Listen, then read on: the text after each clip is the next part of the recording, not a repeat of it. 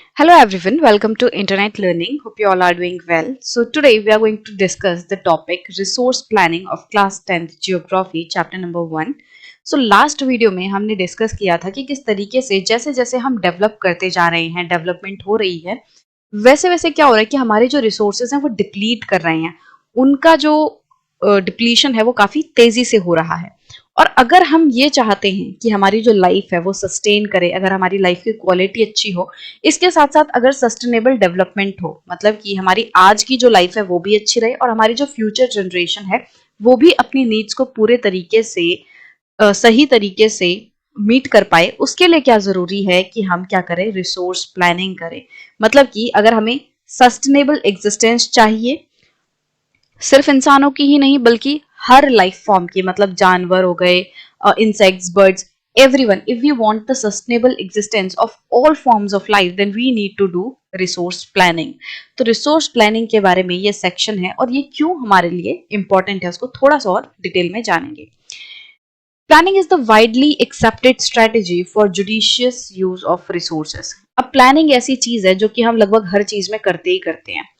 अगर हमें कोई भी काम करना है, अगर हमें मान लो एग्जाम्स के लिए भी प्रिपेयर करना है, तो हम एक तरीके से प्लानिंग बना के चलते हैं कि हम इस तरीके से सिलेबस कंप्लीट करेंगे। अगर हमें कहीं हॉलीडे पे जाना है तो भी हम एक पूरा प्लान बनाते हैं। तो प्लानिंग तो हमारे लाइफ के लगभग हर एस्पेक्ट में होती ही है।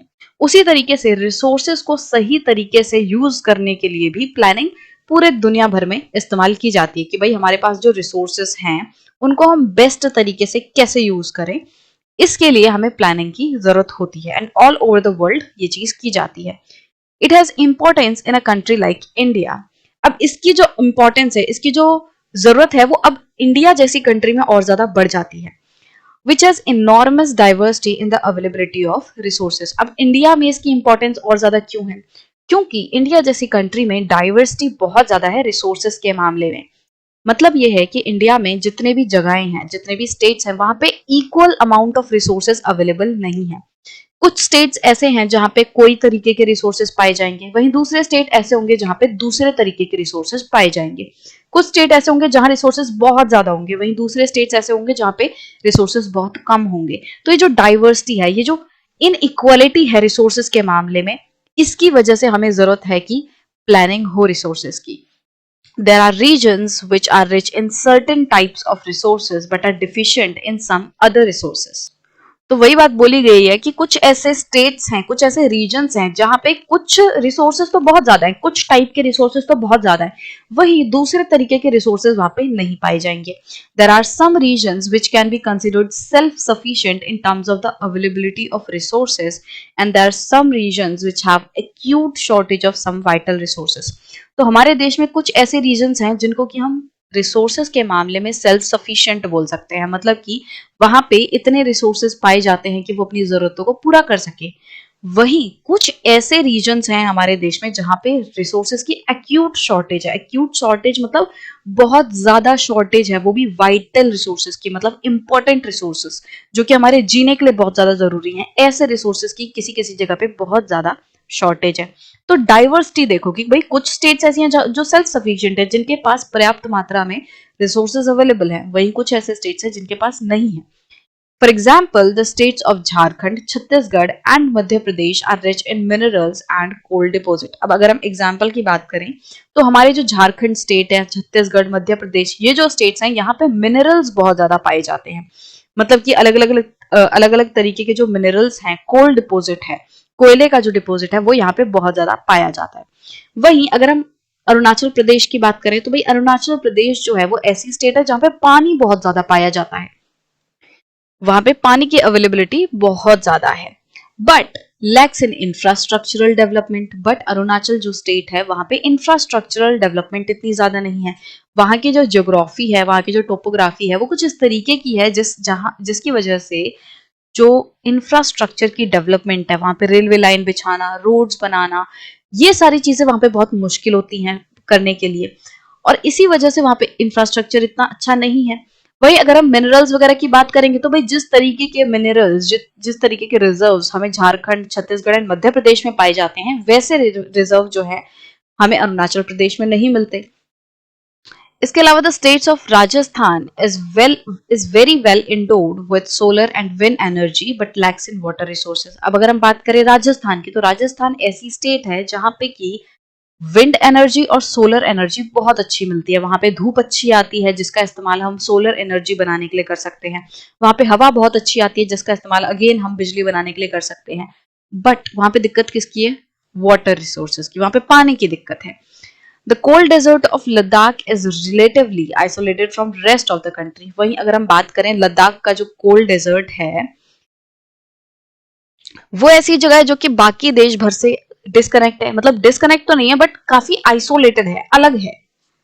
वहां पे इतनी हलचल, वहां पे इतनी ज्यादा लोगों की एक्टिविटीज हमें देखने नहीं मिलेंगी। वो एक तरीके से हमारे देश का ऐसा इलाका है जो थोड़ा अलग है, right. So it has very rich cultural heritage but it is deficient in water, infrastructure and some vital minerals. तो जो हमारा लद्दाख एरिया है, वहां पे क्या है, वहां पे कल्चरल हेरिटेज तो बहुत ज्यादा है। अगर हम कल्चर के मामले में देखें तो वहां का जो कल्चर है बहुत रिच है।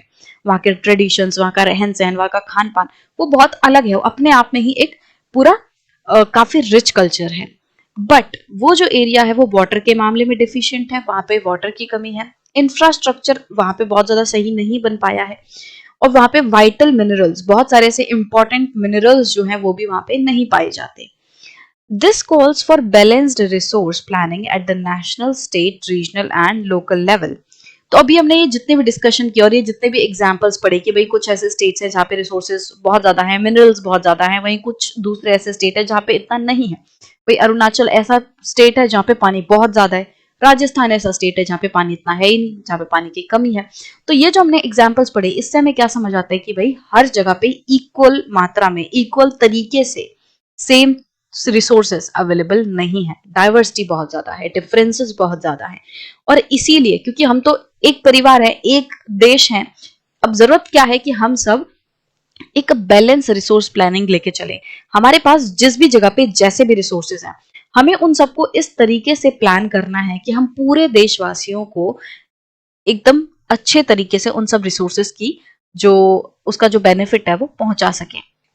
हमें इस तरीके से प्लान करना होगा कि भाई अगर किसी एक स्टेट में मिनरल्स बहुत ज्यादा हैं तो किस तरीके से वहां से उसको ऐसी स्टेट तक पहुंचाया जाए जहां पे की रिसोर्सेज की कमी है, जहां पे मिनरल्स की कमी है।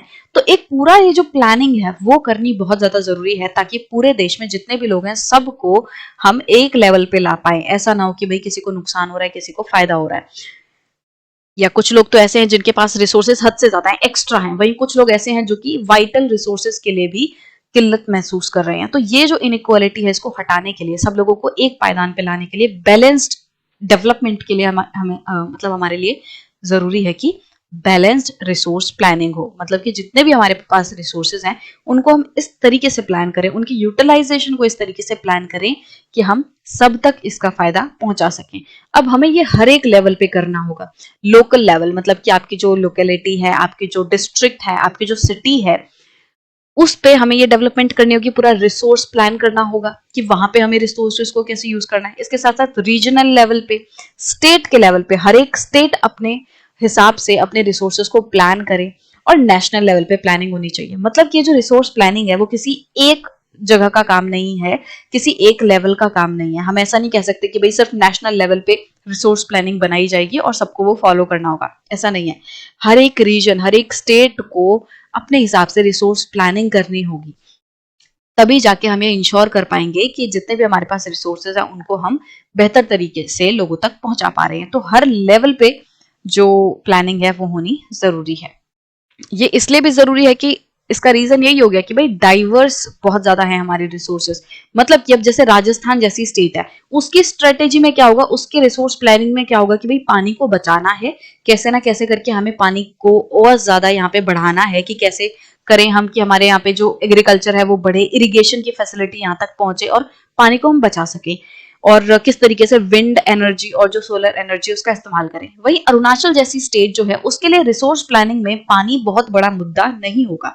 उसके लिए तो ऐसा होगा कि भाई पानी तो है, उसके लिए इंफ्रास्ट्रक्चरल डेवलपमेंट, कि भाई यहाँ पे जो रेलवे लाइन है, यहाँ पे जो रोड वगैरह है, कनेक्टिविटी है, वो कैसे लाई जाए, तो वो वहां के लिए अलग मुद्दा होगा। तो हर एक स्टेट की, हर एक जगह की अपनी दिक्कतें हैं, अपनी हिसाब से वो उनके पास जो भी रिसोर्सेज हैं उनको कंसिडर करते हुए वो अपने जगह की प्लानिंग करें। तो इसीलिए हर लेवल पे प्लानिंग जरूरी है।